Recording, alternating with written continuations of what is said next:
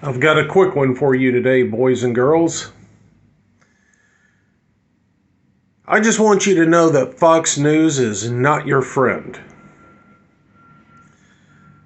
Fox News is nothing more than controlled opposition. Yes, even I like watching some of the people on there occasionally. I think my favorites are Bartiromo and Gutfield's entertaining. And that other guy, I can't think of his name. But anyway, so this interview where controlled opposition, Trey Gowdy, yes, I say the term controlled opposition, Trey Gowdy, is interviewing Harold Ford Jr. from Tennessee. As a native to the Memphis metro area, I am knowledgeable about the Ford family.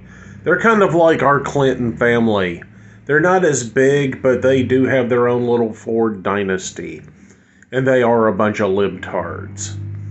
Don't let Junior's centrist appeal fool you. But anyway, Trey Gowdy and Harold Ford Jr. were talking about ghost guns. I love that term, ghost guns. And Trey Gowdy screws up and he explains what a ghost gun is.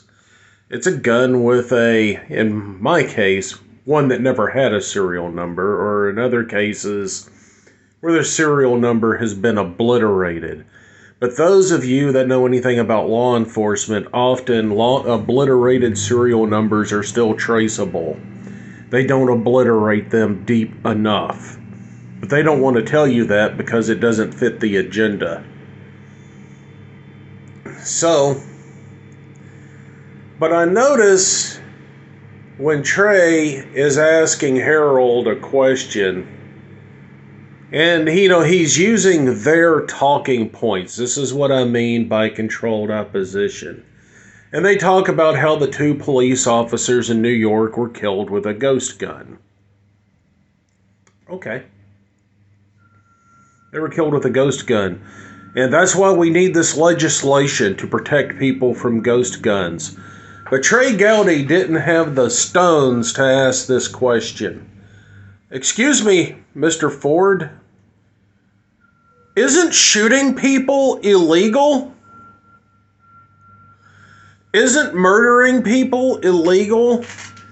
Isn't carrying a weapon illegal?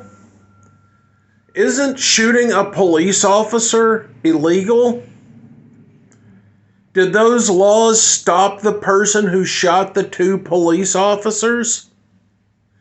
So you expect us to believe this additional legislation would have made a difference, right? No, folks. What it's all about is when a weapon is manufactured, there's a history of it, and it can be tracked by that serial number. Okay, ask yourself this question. If these weapons are not being used in crimes, why do they need to track them? Bet you didn't think of that one.